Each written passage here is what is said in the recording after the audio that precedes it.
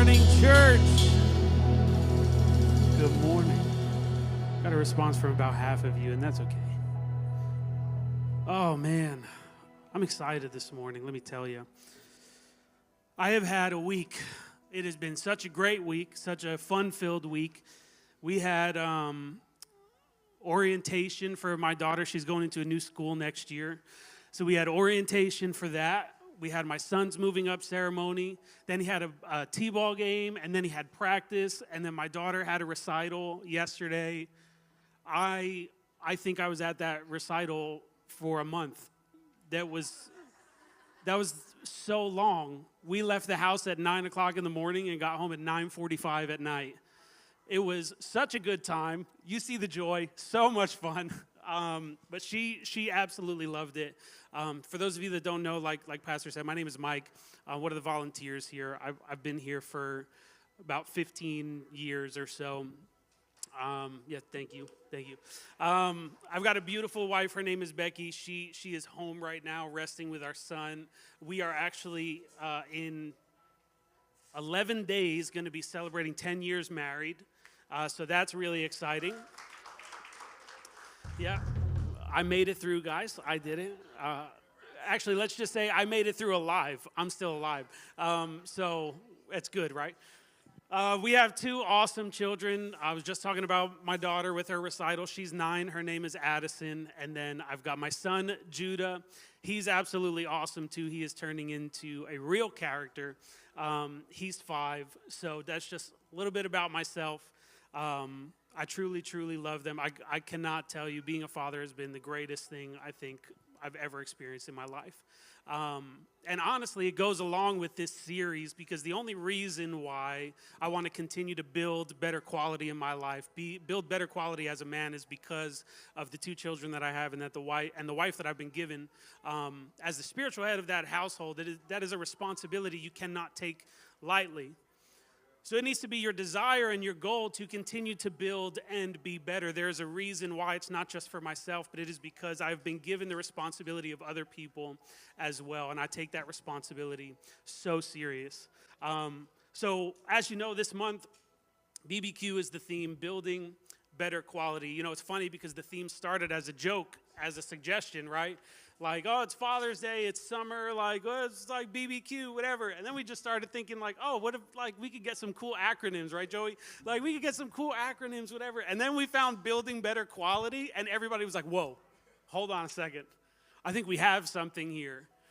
Because I don't know about you, like I said, I want to continue to be better, right? And, you know, this month is not just geared towards the men.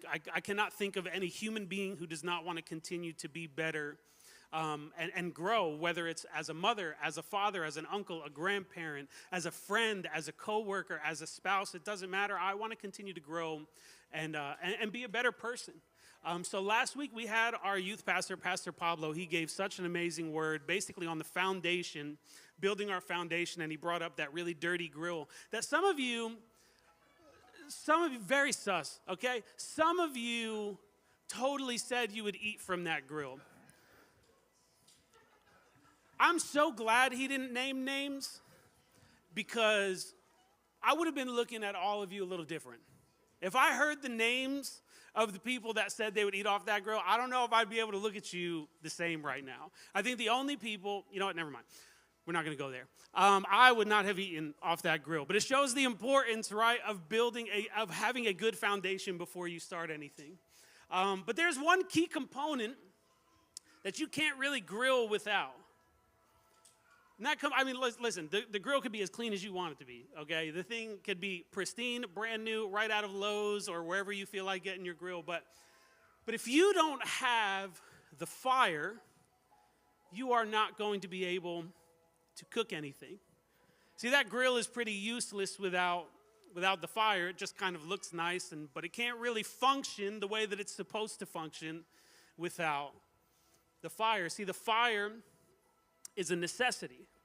And I started thinking about what you grill. Like, what are some things, this can be interactive, okay? I'm going to ask you a question. 1 or 2 of you can throw out an answer, okay? We got that? Please don't just leave me with crickets here when I ask you the question. This will get really awkward real fast. Thank you, Pastor. What are some things that you would put on a grill? burgers, pinchos. Oh my goodness. That's right. I don't put those on the grill, but I for sure eat them, okay? Like, if somebody wants to grill some of those and bring those in, you have a new friend for life, okay? Yes, pinchos. What is it? What'd you say? Lobster on the grill, shrimps on the grill. Exactly. See, we have all these different types of meat that we would put on the grill. People put corn on the grill and all of that kind of stuff. I want to tell you, it does not matter what type of meat that you put on the grill. If you don't have a fire, it will never get cooked. It will continue to be raw meat. You can have the most prime cut, all seasoned up, like the trims of fat gone, like the most beautiful filet, maybe some wagyu, something like that. I don't know. It's too rich for me to even say. I don't know. You can have whatever cut that you want. At the end of the day, if there is no heat, there will be no change. And see, that's very true in our lives. When there is no heat, there will also be no change. See, many of us are waiting for time to fix what only fire can refine. Oh, I will. Many of us are waiting for time to fix what only fire can refine. I promise you, no matter how long you keep that steak on that grill, if it has no fire, it will not change. You could leave it there all night, beautifully seasoned. The thing is gorgeous. Leave it there as long as you want. You could actually leave it overnight. Wake up the next morning, not a single thing will have changed. Why? It needed fire. And that's true in our lives. So many times we are sitting and we're waiting for time to fix something that fire has to refine. And we're wondering why we still struggle with certain things, why we still have things going on. God, I'm giving it time, I'm giving it time. Did you know that time is not fixing anything? We always hear like this phrase, time heals all things and time. No, it doesn't. As a matter of fact, what time does is it allows the thought, the feeling, the issue, whatever it is, to continue to bury itself deeper into my subconscious. So it's actually not healing anything, it is actually masking and covering it up. See, time is not fixing, time is masking. Fire is there to actually fix it. And you know what's funny? Like I said, it does not matter how much seasoning you have on this steak. Some of us really believe that because we are seasoned in church or we are seasoned in something, that we are good. I don't really care how seasoned you are. You can be seasoned with 50 years of ministry. If you've never been through the fire, you've never changed. And you still aren't ready to eat. You're still raw. You could have as much seasoning as you want, as much adobo as you want to put on it. It does not matter. Without the fire, if you have not been through the fire, you will continue to be raw. See, fire, they use fire to smelt things. So this is how you get like bronze and silver and tin and ore and all of this kind of stuff. I started looking this up before I started talking about the grilling stuff, okay? When you smelt stuff, there are 3 reasons that you smelt it. So you apply extreme heat to these metals. Why? First thing is extraction. What it does is it unlinks the metals from the waste they have been chemically bonded to. I want you to look at this not just in the eyes of physical metal, but look at this internally. When the fire is applied to us, there is this extraction that happens. It unlinks us to stuff we have bonded ourselves to. Have you ever heard the phrase trauma bonded?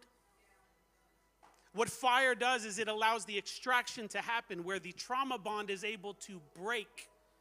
See, something that was originally bonded, we can take the metal and the waste, what had value and what doesn't have value. They are linked together.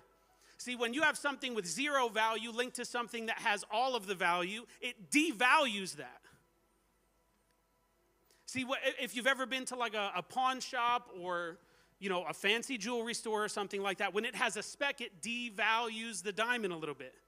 When there are issues with it, it devalues it because it is linked to something. It is not pure.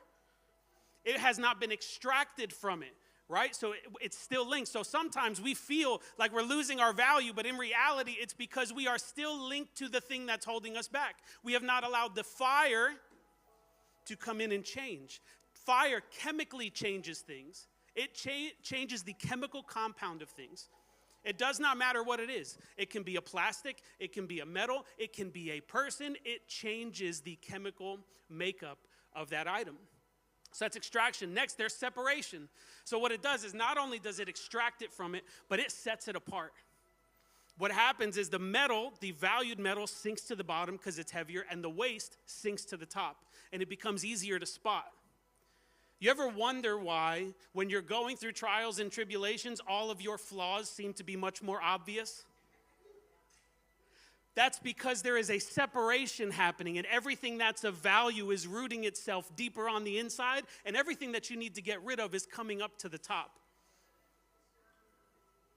This is why I can't sit in traffic, because traffic is the fire from hell that the enemy created just for me. And when I get in traffic, I'm in the fire. So it begins to separate. And all of my problems are right at the tippy top. Somebody almost killed me in Addison today. They ran a stop sign. I got to preach today. And let me tell you, everything was at the top. Some of it came out. Some of it came out. Human beings. But I was in the fire. But that separation separates it. And right at the top is everything, all the waste, all the toxins, all of that need to get rid of. And then the last part is purification. And that's when it takes everything that's been separated, all the unwanted stuff that's been separated, and it actually extracts it and takes it out of the metal itself. See, fire is so important because the same type of thing happens with the meat. It extracts certain fats that shouldn't be in there. It breaks down certain toxins and bacteria that shouldn't be in there. It breaks it down and it makes it palatable. It gives it its value. Once again, does not matter how much that steak, that meat is that you paid for the steak. If it's not cooked, you're not going to get its value. If you are not able to put it through the fire, it will not be able to live up to its value and its purpose. See, we say it all the time, iron sharpens iron. There's got to be friction. There's got to be sparks. There's got to be heat. Why? Because it is transforming it into the weapon that you need. You're transforming it into what you need. And what's happening when we feel like our lives, like we're going through the fire, is the Lord is trying to shape you into what he needs. We got to be careful what we ask for. You know that Chandler Moore song? I'm not going to sing it. I will not. Nope. I'll tell you, I'll sing the bridge. Clean my hands, purify my heart. I want to burn for you. Nope, I'm not singing the chorus, though. For those of you that don't know, it says, I want to be tried. And then I'm stopping right there by what we're talking about right now. We were actually going to sing that. I was playing bass one day. We were going to sing it for altar call. And I looked at Anthony. I said, I'm telling you right now, if you go into the chorus, I'm not playing. I'm not doing it. Chandler Moore wrote that song, and then a little bit later, his house burned down. And he was like, well, I did write a song saying I wanted to be tried by fire. It's like, no, you don't want to be tried by fire. It burns a little bit. It does not feel good. It may not feel good in the moment, but I promise you it's worth it, right? You're being transformed. You're being molded. You are being transformed into what God needs from you and what he wants for you. And if you look at Zechariah, come to Zechariah 13, verse 9, if we could put that up. So there's this prophetic vision, and he's talking about separating 2/3 of the earth, getting rid of 2/3 of the earth. And then we have this last third here. He says, this third I will put into the fire. First of all, you just discarded the first 2/3. Now you're going to take the last third that you have, and you're going to throw it in the fire. I don't even know which third I want to be in. I don't know if I want to just be thrown out or if I want to go through the fire. We'll figure that out later. It says, the third I will put into the fire. I will refine them like silver and test them like gold. This right here. They will call on my name, and I will answer them. I will say, they are my people, and they will say, the Lord is our God. See, right here, the Lord already anticipates that the fire is going to be pretty tough. See, you see here, fire, this is not going to feel good. See, this is a feel-good generation. I'm just not feeling it. I'm just not. Pastor says it all the time. You get caught in the I feelers. Lord don't care. We're going to put you in the fire. It doesn't feel good. It gets painful. It gets rough. That process does not feel comfortable. But here's what God is saying. He's like, no, I know that it might not feel comfortable. However, they will call on my name, and I will answer them. He's giving you the answer here. It's not to run away. The answer is not to run from the fire. The answer is to call on the Lord while you are in the fire. See, the whole thing, I've said this before. Sometimes we're praying for God to get us around obstacles when the Lord's like, no, I want to strengthen you through the problem. I want to strengthen you through it. Stop praying for a way out and starting for asking for strength through. And here's what he's saying. Don't pray for a way out. There is no way. You will go through the fire. James 1. Consider it pure joy. You will face trials of many kinds. But the testing of your faith is what produces perseverance. Right here, you are going to be in the fire, but don't worry. Don't run. Don't get scared. Don't try and avoid it. Don't ask for a way out. Call on my name. I will get you through it. I want to encourage you if you feel like you've been in a fire season. And I don't mean like the cool hip fire, like, dude, this is fire. The Knicks won, that's fire. No, that's not what I'm talking about. I'm talking about you feel like you are in the furnace. Everything around you, you're sitting there sweating for no reason. The heat feels like it is turned up all around you. At work, at home, at church, your relationship, your kids, your friendships, everything feels like it's at 100 degrees. Don't run away. Everybody's instant reaction is, oh, that's a little too hot. Let me step back. Let me step back a minute. If my car's too hot, I don't get in it. I open the door and I let it air out a second. The Lord is like, no, don't step back. Don't step back. Step through. Call on my name and I will get you through. Now here's the thing, right? A lot of us try to avoid the fire. But what happens when we actually allow ourselves to go in the fire? Common problem. We don't allow ourselves to cook long enough.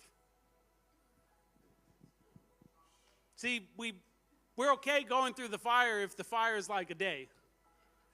But if this fire is going to last a little while, it's like, you know what, I think I need a little bit of a break. I'm going to take a step back here.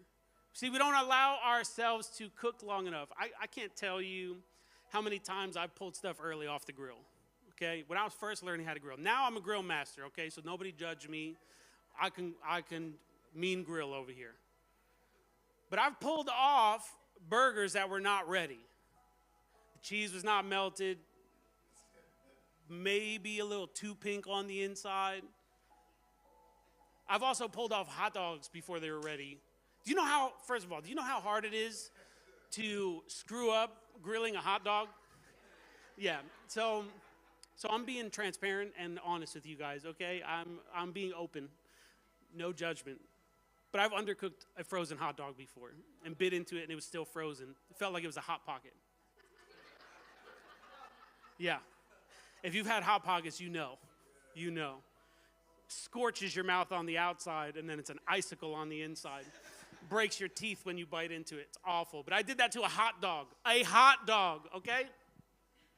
Just out of curiosity, have any of you ever done that with chicken? Yeah, you ever undercooked chicken? Yeah. You had some repercussions, didn't you? That didn't feel so great. I'm not going to lie, when I pull stuff off the grill, it's because I'm like really hungry. I'm like, I'm okay with it at room temperature. I could have just microwaved this and it would have been fine. You know what I mean? Like I'm really, really hungry. You really want to enjoy what's in front of you, what's been promised to you, so you pull it off before it's ready. You really, really want to start to take advantage of the thing that's in front of you, that's been given to you, but you pull it off before it gets ready. See, chicken's a scary one. Chicken, you pull it off before it gets ready, you got more problems than cold food. I'll tell you that. There was one time, oh man, I'm being transparent again. Okay. I was a kid. I was a kid when this happened. I just want to establish this. I was a child, okay? I thought I was getting older now, you know. I want to order for myself. We are at like an Applebee's or an Outback, or I don't know where the heck we are. Everybody I'm with is ordering steak and burgers. And of course, you know the question, how would you like that cooked, right? So I anticipated that question coming up. Everybody's like, no, I want my steak medium. I want it medium rare. First of all, medium rare is the only right answer. Anything else outside of that, we have deliverance later. Medium rare is the only right answer. There has to be pink in there, otherwise it's awful. But I strayed away. I'm sorry. Everybody is ordering their steak, their burger, medium rare, medium, well done, some weirdo. It is what it is. It gets to me, right? Again, anticipating the question. I know what's going to come. After I say what I want, they're going to ask me how I want it cooked. So I was like, no, I'll take the grilled chicken with broccoli, medium rare. The waiter started dying. And my mom looks next to me. She goes, sweetie, if you have chicken medium rare, you'll die. I was like, wait, what? They're asking everything else. So this is where I found out about the dreaded salmonella. I had never heard of salmonella before, so then she taught me and all that kind of stuff and whatever. But I'm telling you, the tricky part is, right, now that I know, I get nervous, and I overcook chicken now on the grill. Like, overcook. It is going to crumble in your hands. It is so dry. I will grill anything for you but chicken, okay? Anything. Do not ask me to grill chicken. But the scary part about it all is it looks cooked. If you put it on the grill, dude, this thing's got such a nice sear on it. It's like Burger King fake with the sear. It looks beautiful, but it's still raw on the inside. It doesn't matter how it looks on the outside. You see, the chicken tricks you. You think because the outside looks done, and it looks refined. It looks like it touched the fire, but the inside is still toxic.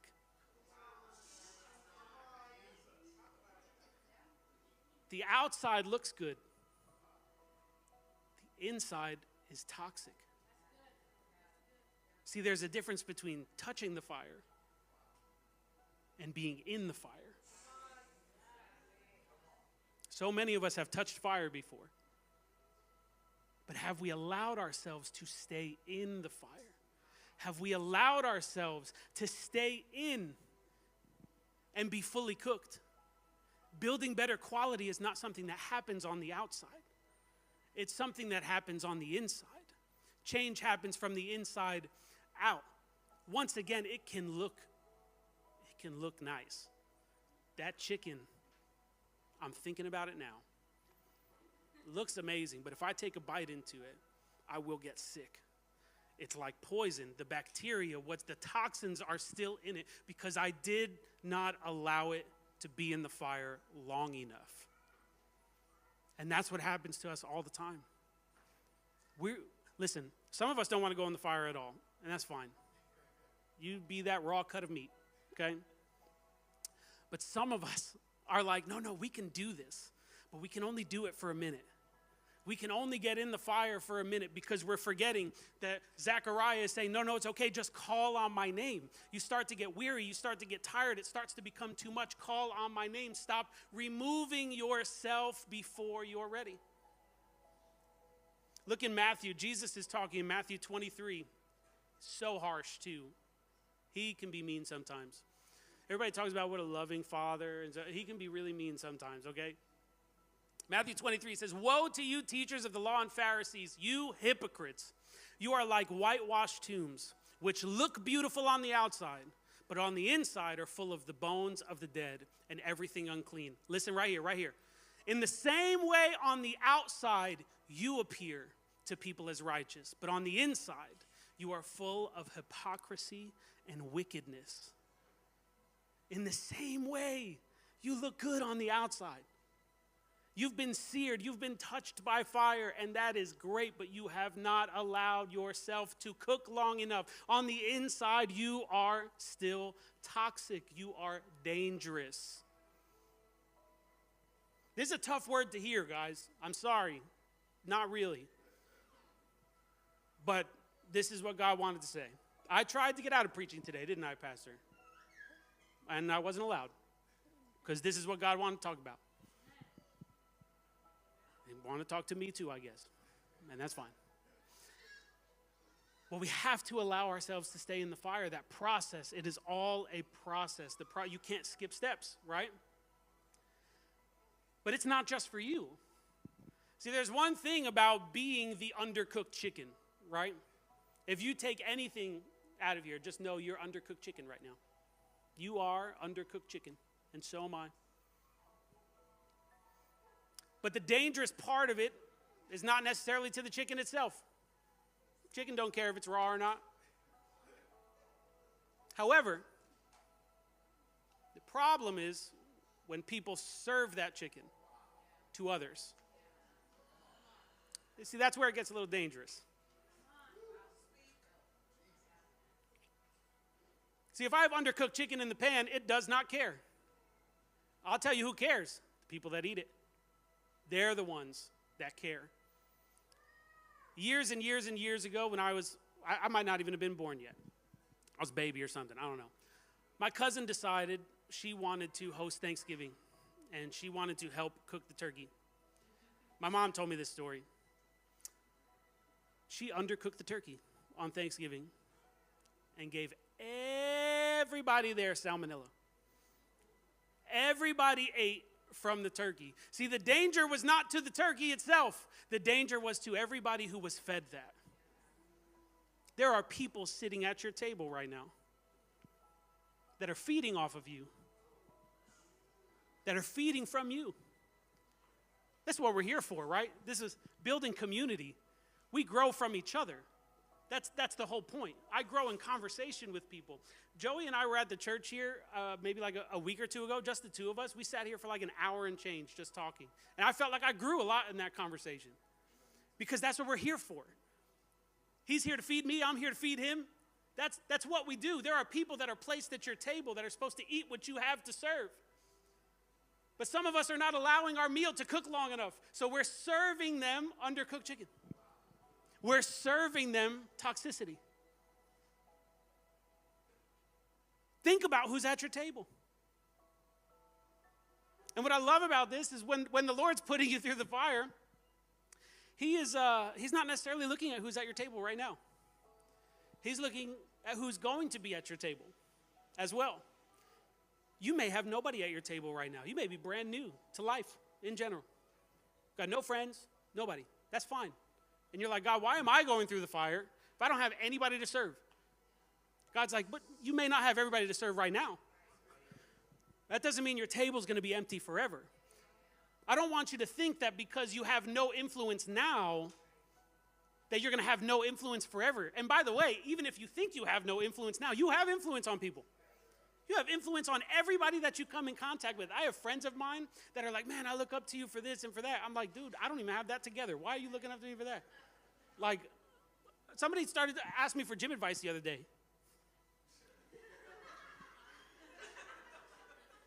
What do I look like to you? I'll give you some advice, but it's a little undercooked. I'm sorry. Right? But people are looking for your input. People around you. If you've got kids, you've got people at your table. And if they're not enough, I don't know what to tell you. I can't help you. But if my kids were the only thing sitting at my table, I want this to be the feast of a lifetime. So parents, you should be listening. I'm listening to myself. You should be listening. Because who's at your table right now? The next generation. Everything that we've done here is for the next generation.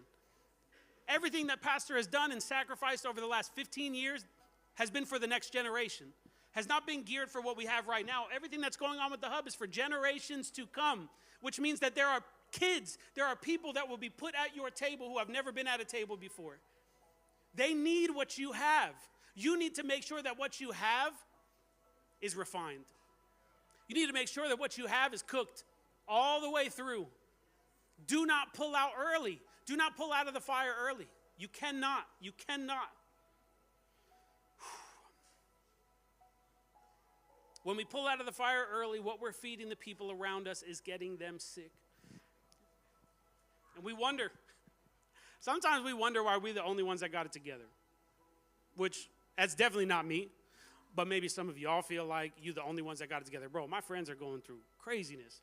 And it's like, well, maybe because they're feeding from you. And what you're feeding them is toxic. And you are feeding them crazy.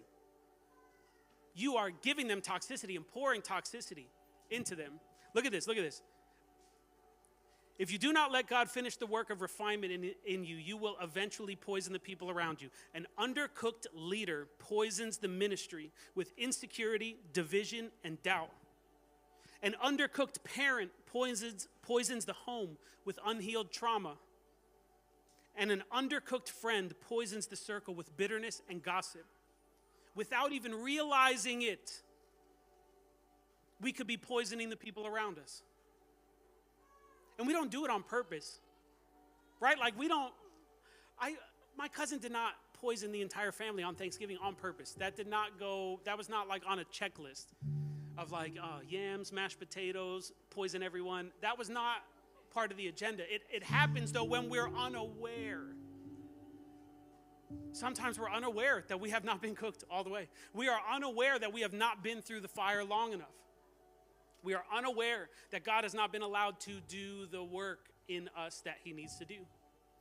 And what happens is we feed people out of our rawness instead of our refinement. We are feeding people out of our rawness instead of our refinement. And I want to sit on that for a second. Because we really believe that being raw is like being transparent, open, and honest and all of that. And it is. It is. But we should not be feeding people out of our rawness. Like listen, we're all human beings. We've all got stuff going on. I have a lot. The difference is I don't mind a leader with brokenness. I don't mind a friend with brokenness. I don't mind you leading me and talking to me with brokenness. I do mind when you start feeding me your brokenness. That's where we have to start drawing the line. I'm not telling you that if you don't have it all together, you should just sit in a corner, not talk to anybody, and not deal with anything or anything like that. No. What I'm telling you is you need to make sure that you're not bleeding on other people. You need to make sure that you're not feeding people the toxicity you haven't dealt with on the inside. That's how it starts to spread. Waiters have everything going on, but they're not feeding us all the stuff that they have going on. I don't mind being led and fed by people who have issues.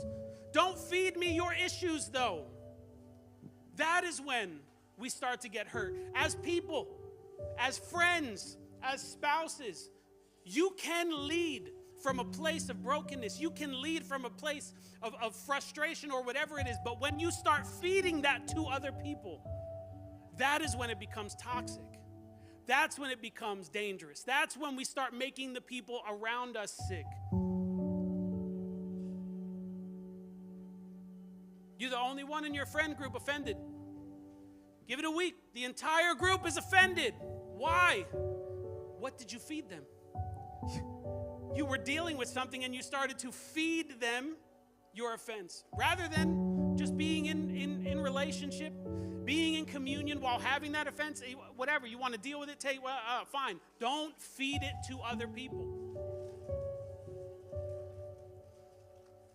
It's funny because I've been in circles and I've been in areas where people are like, well, I don't really need refinement. What I need is just to be filled with the Lord. And I'm like, okay, yes, you need to be filled with the Lord. I get that. You also need to be refined, though, at the same time. You use the like, I can't pour out of an empty cup. I can't. No, you're right. But you don't want to pour out of an empty cup, but you have no problem pouring out of a contaminated one.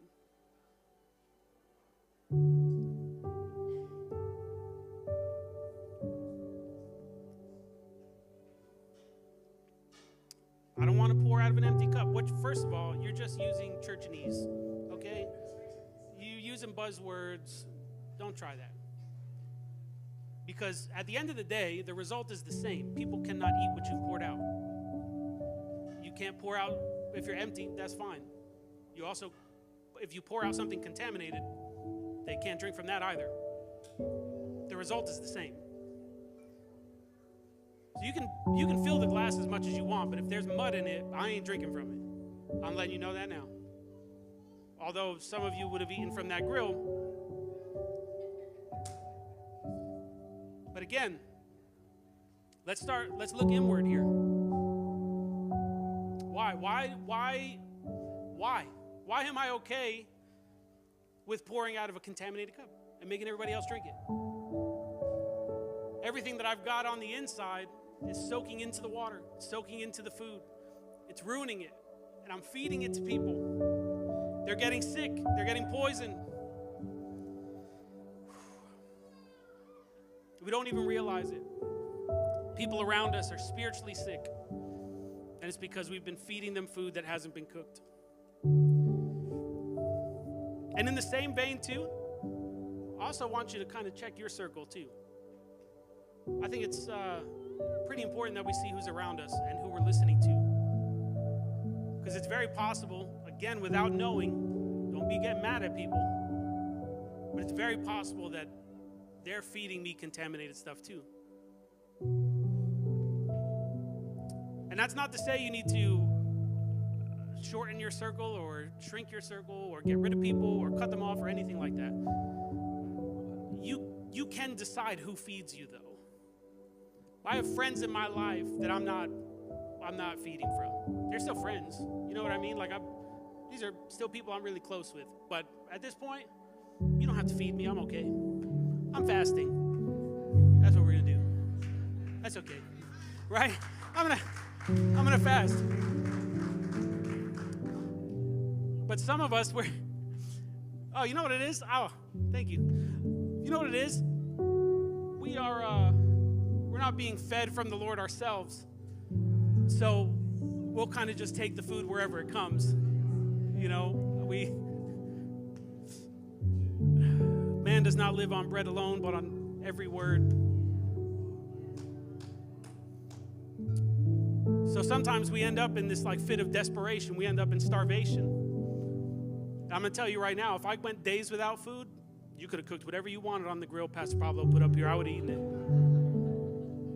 I would have eaten the raw chicken. I don't know if you've ever done a fast before.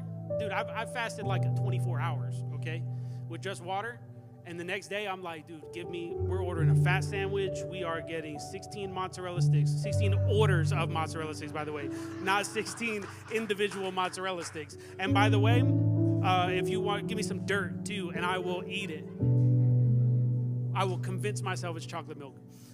You see what I'm saying? It's funny when we look at it that way, but this is what we're doing spiritually all the time. Not even in my notes, this just right here. Why? Why are we so desperate? Because we're not being fed from the source. We're not eating. We're not eating at home, so we keep ordering out and wondering why we're broke.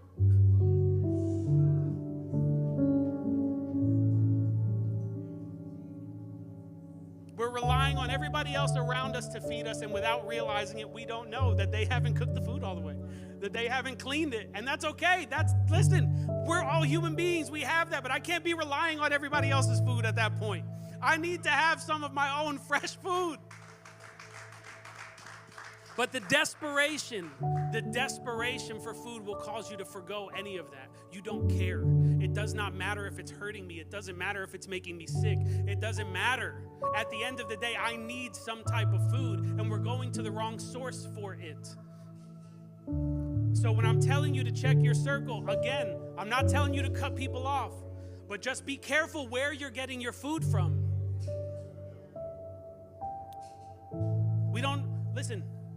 You don't trust everybody coming into your house. We don't trust everybody with our kids. We don't stop trusting everybody who hands you food. I'm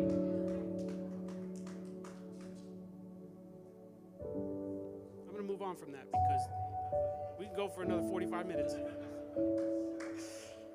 Listen, at the end of the day, if you get nothing else from this, I really want to encourage you to not be afraid of the fire. If we could put Zechariah back up, Julie. I want you guys, if you've got your phone, highlight it, go open the Bible app and click the highlight button. That's what I do. I got to go back into my physical Bible. But if you have your physical Bible, I want you to just underline the portion right here. They will call on my name, and I will answer them. They will call on my name, and I will answer them. The answer is not to run. The answer is not to avoid. The answer is to ask for strength through. If you want to be prepared for what God has for you, you need to be cooked. I titled the message today, Let Him Cook. Right. So I'm going to say it again. Y'all need to let Him cook. And at the end of the day, it's going to get hot. It's going to get uncomfortable. It's going to hurt a little bit. Just call on His name. Don't run, don't run, don't run. You end up like the Israelites who were supposed to take a 3-day journey somewhere, and they ended up taking 40 years to get there. It's like my wife when she drives out GPS. Can't get anywhere. See, a lot of the men stayed quiet because they could relate to that, but they don't want to get in trouble. I'm just saying. Babe, I love you. Do not run from the fire. Do not run from the fire. At the end of the day, this is what is needed. And like I said, there may be only 3 people at your table right now. And that's okay, because first of all, their value doesn't change because there's only 3 of them, right? We still don't want to keep poisoning just, oh, it's only 3 people, it's fine. Like, no. What if you were one of those 3 people, right? But at the end of the day, the Lord knows what your table is going to look like in the future as well. And He knows how many people are going to have to feed from you. He knows how many people are going to be relying on you until they can find where the source is, right? Because at the end of the day, our job from the start of this ministry, I remember when we started off as a youth ministry, pastors, his whole thing was everything just points to Jesus at the end of the day. Because I don't really have much to offer, right? I'm a mess myself. But what I can do is I can point. And sometimes there are people in our life who, again, like I said, sometimes we have no relationship with the source or whatever. There are so many people in our life who has 0 relationship with the source and do not know where any of the food is coming from. But if you start to feed them a good meal, have you ever been fed a good meal? What's that question you ask? What's the recipe? Where'd you get that? You know how many times I have asked Cindy for her buffalo chicken dip recipe? I was actually just talking to Amy before. She was telling me this amazing thing that she made. I said, you send me that? Can you send me that? It sounded really good. I like that. Where did you get that? Dude, what you just fed me was really, really good. Where did you get that? Where did you learn that? Man, I was going through X, Y, and Z, and like I did what you told me to do, and it worked. Like, where did you get that? And then we just point, right? Like, oh, here's the source here. That's our job. But dude, have you also ever been to a restaurant where the food was trash? You never go back.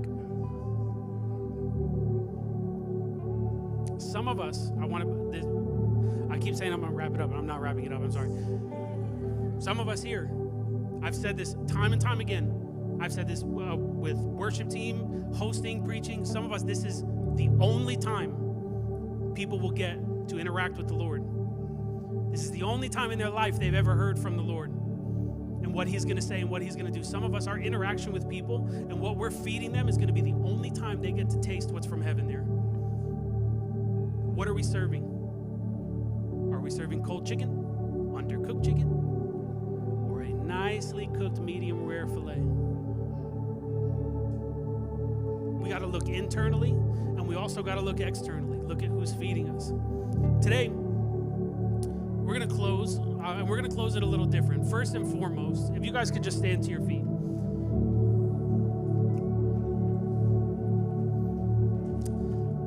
I should stand to my feet.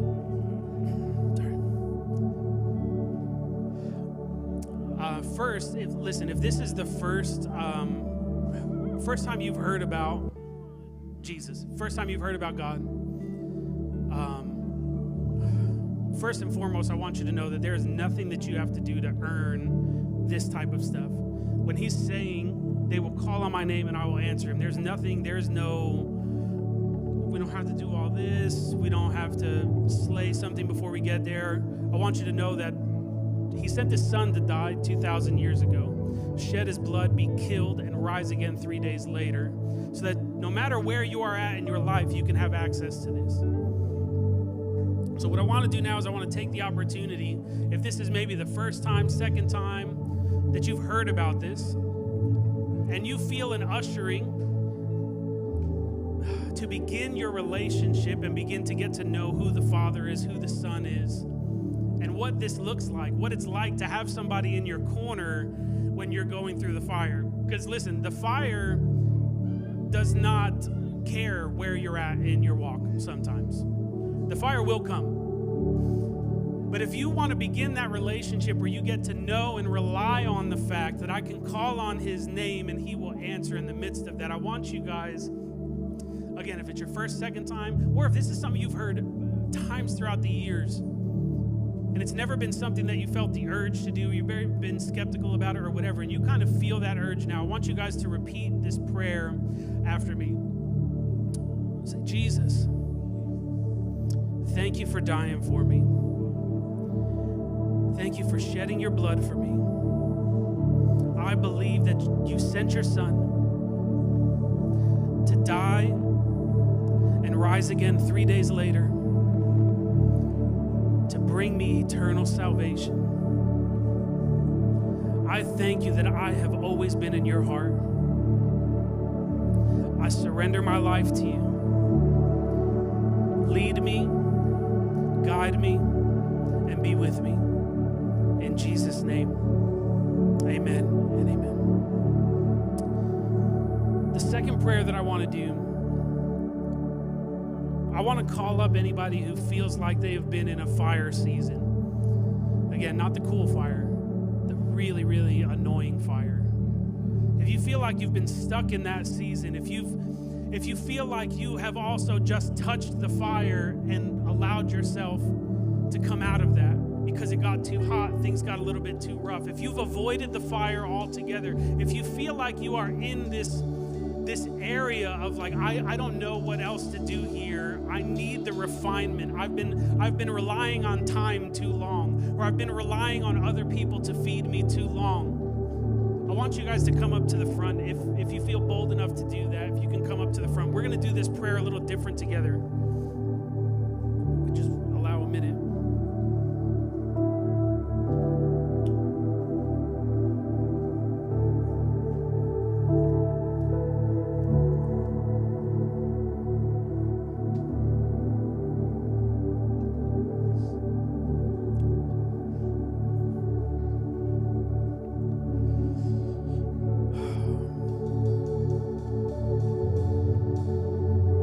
First, I want to let you all know I've been in the same season. We all been there. This ain't like a misstep. It just happens. What I want to do with you guys, though, I want to sing this song, and that is going to be our prayer. There's this song, it's called Refiner's Fire. And essentially it's saying, purify my heart, let me be as gold. And then when it gets into the chorus, it says, Refiner's Fire, my heart's one desire is to be holy and set apart for you. And I want that to be our prayer. It's going to be a declaration from our hearts. Listen, I can't make a decision for you. I can barely to make it for myself. So you don't want me making a decision for you. But this is going to be something that we sit, and I'm going to sing this with you because I'm doing the same thing, right? But this is something that we are going to allow our hearts, like, God, come and refine what you need to. I'm going to call on his name when things get rough, because they are going to get rough. I'm going to call on his name when things get uncomfortable. They're going to get uncomfortable. But it's not a way around it. It's God, help me through it. So we're going to sing this song together. And we're just going to have this go right into worship. So even if I know that there's a couple people back there, you just didn't want to come up, and that's okay. God is back there too. So if you want to sing this as well, I want this to come from a place, like I said before, I don't want this coming from a place of these are the words to the song, this is the melody, so fancy. No, let this sit in your heart for a minute and really make this decision, like, God, this is what I want. I want to continue to build better quality. I am tired of jumping out of the fire too early. I'm tired of only doing things halfway. I'm tired of only being a half good father. I want to be the best father I can be, best husband I can be, best friend I can be. I'm tired of doing things halfway because it gets uncomfortable.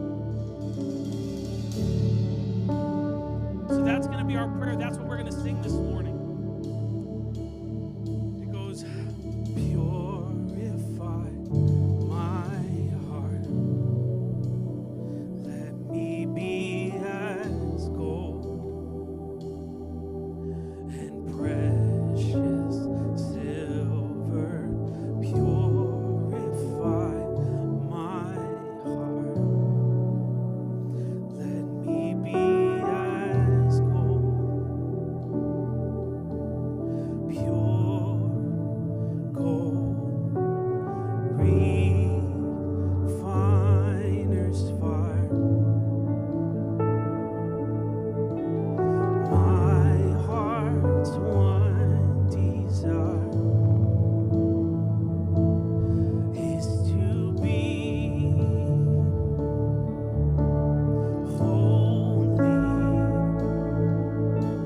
set apart for you, Lord. I choose to be holy,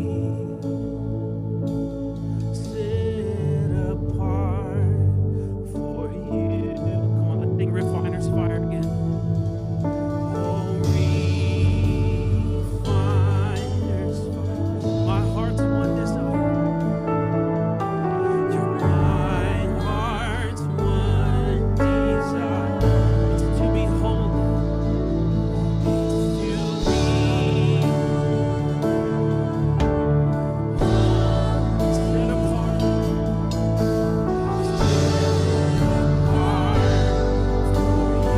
I choose to be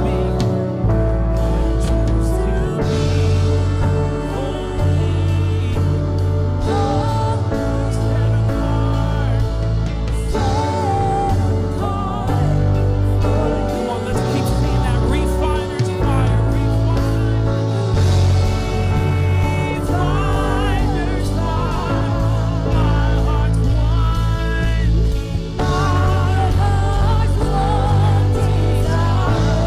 It's to be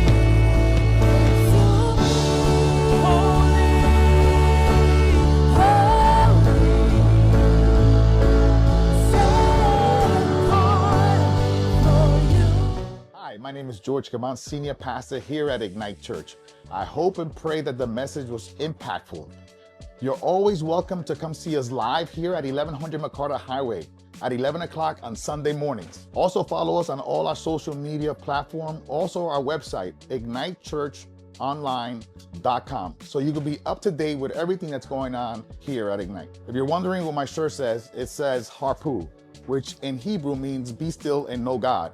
Where do I know God? Great question. Sign up for our classes at matrixuniversity.online for more of knowing God. Mondays at 7:30. Thanks for joining us. Hope to see you soon.